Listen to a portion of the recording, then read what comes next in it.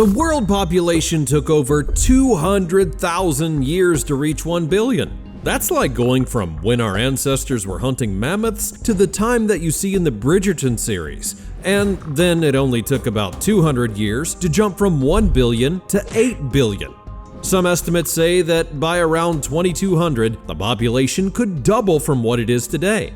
So let's be real, we don't have that kind of time, so we'll just imagine the population hitting 16 billion right now and see what it would be like, or more likely how bad it would be. We've got a lot to cover today, so let's not waste any time. Hit that like button, be sure you're subscribed if you haven't already, ring the bell for notifications, and let's get into it. Now, first of all, let me ask you, why the world's population keeps growing at all? Would you have a clear answer? You might say it's because people are having more children, and you'd be right, but it's not really all that simple. There are quite a few big reasons for it. Now let me bring you back to prehistoric times for a moment. Back then, the population grew really slowly because life was actually tough. People had to work hard to find food, they also faced a lot of danger, and they had an average lifespan that was pretty short, at just around 30 years. But for the historians out there, I do have to say that it wasn't because people passed away of old age, it was because of high infant mortality rates. And if you did make it past childhood, you could live much longer, but still, a lot of people simply couldn't live long enough to have children. Things all changed when people began farming during the agricultural revolution, which happened about 12,000 years ago. That meant more food, and more food meant more people could survive and have families. The next big population boom was after the Industrial Revolution of the 18th and 19th centuries. This was a real game changer. Factories, machines, better transportation, it all made life easier, more comfortable, and more productive. People moved to cities for work, medicine improved, and people began to live longer. Oh, and the first vaccines were also developed during that time, which definitely helped prevent diseases that used to unalive a lot of people. Antibiotics also played a huge role in the 20th century, helping to fight off infections that used to be deadly. All this means that more people lived to have families of their own. And lastly, improved living conditions. People didn't even know about germs until the late 1800s. Now combine all of that, also add in clean water, better sanitation, and more nutritious food, and it becomes clear that it was simply inevitable for the population to grow rapidly.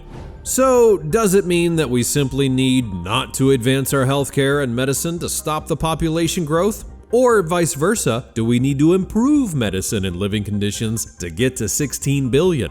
Now honestly, not advancing these things is really not an option, and it's not just about the number of people, it's about the quality of life that they have. No one wants to go back to a time when common infections were deadly, so we're actually destined to have many more people than we have now. Some estimates say that by the year 2100, the population could peak at 10.4 billion people on Earth. But if we're talking about doubling the population from today's point, about 16 billion, could the planet even physically sustain that much? If we think about space, while there's technically enough extra land like mountains or forests, making all of it livable and providing the necessary resources would be really hard. But people see what's happening with the population and are already working on solutions to manage that growth and smooth out the hardships. For example, we're building housing vertically with skyscrapers and high-rise apartments in order to save space. Urban planning is focusing on smarter and more effective use of space, and we're also improving public transportation to reduce congestion, developing renewable energy sources to meet the growing energy demand, and investing in sustainable farming practices to increase food production without harming the environment. We already have a video, What If the Earth's Population Dropped to 1 Billion, where we tried to find the advantages of such a situation, like cleaner air and reversing climate change. So be sure to check it out if you missed it. But with a population of 16 billion, it seems that no matter what we talk about, everything's going to be much worse, and honestly, the world is not ready for such numbers. For example, we'd see strong increases in pollution, deforestation, and depletion of natural resources. And get ready for more frequent and severe weather events like hurricanes, droughts, and floods, because climate change would speed up as well. The increased demand for energy would likely lead to more burning of fossil fuels, making the problem even worse. And we may not have to wait long to see these changes. Within just a few decades, the negative impacts on the environment could become really bad and nearly even impossible to reverse. In short, say goodbye to the green world, because environmental degradation is the most likely scenario with such numbers. But that is only the beginning. We'd not only need more land for housing more people, but we'd also need much more space for farmland, because it would have to be much more intensive to produce more food. We may see advancements like vertical farming and lab-grown meat becoming even more common to help meet the demand. And water? Well, that's another big problem.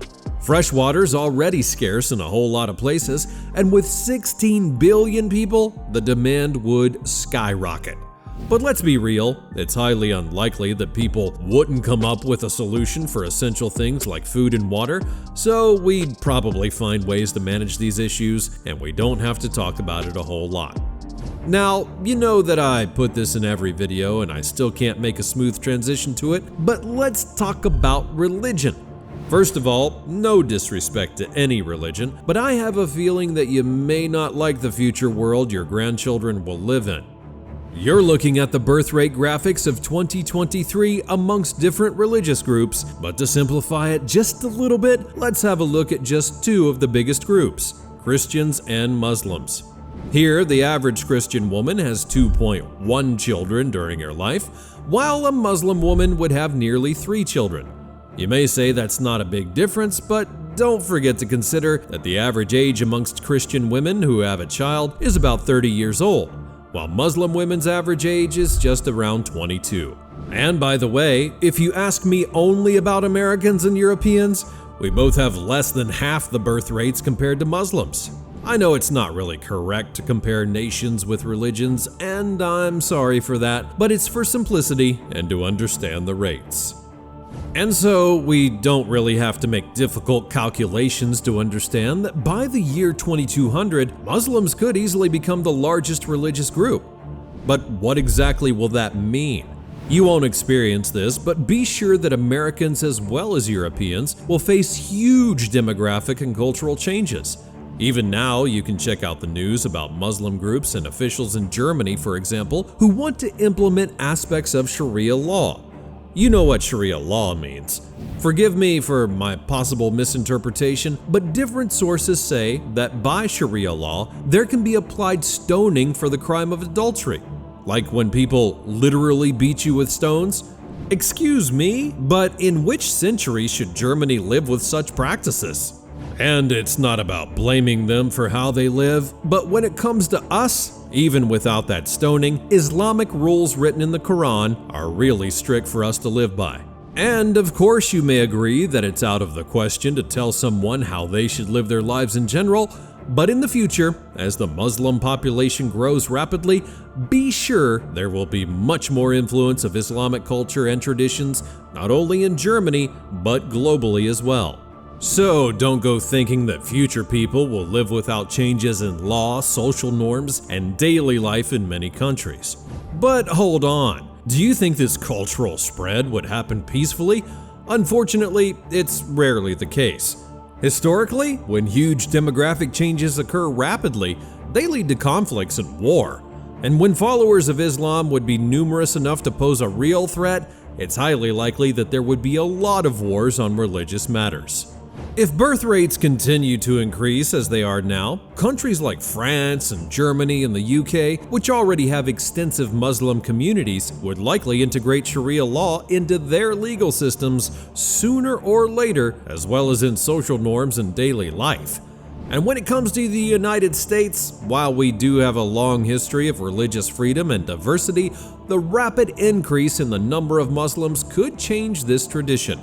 Now, of course, we speculate on this right now, and we simply can't say that every Muslim wants to conquer us and force us to live by the Quran. But in the future world, with Islam becoming the dominant religion, it seems like an inevitable scenario at first glance. However, don't get too upset, because I have one more option. What about populating another planet? Especially if we're talking about 16 billion by the year 2200. I'll be talking about that in just a moment, but before I get into it, don't forget to leave a like and subscribe to the channel if you haven't already. We already have a bunch of what-if scenarios that will definitely catch your attention, like what if AI took over the world? What if time travel or superheroes were real? And even what if you were the last human on Earth? So be sure to check these out, but now let's get on to the final part. Now, first of all, is it even hypothetically possible to move from our planet because of overpopulation? Right now, space travel is pretty new, but take Elon Musk for example. He wants to set up a self-sustaining colony on Mars by the middle of this century. And while we're not talking about moving a ton of people from Earth yet, there is a chance that we could develop faster and better spacecraft in the next 200 years. And yeah, Mars is the top pick for colonization because it's somewhat like Earth, but living there long term comes with big health risks like radiation, low gravity, and other environmental stuff, and we're still working on solutions for those. But the big question, would it really help? Now sure, moving millions of people from Earth might ease overpopulation here, but what if it just creates new problems on both planets? I mean, think about it. War and conflict could just double. But still, these are all far-off issues, and humanity will probably figure them out eventually. For now, tackling overpopulation and environmental problems on Earth seems like the more immediate practical focus. Be sure to tell me in the comments below if you would like to live in such a world. And don't go away just yet, because I've got something else you may like.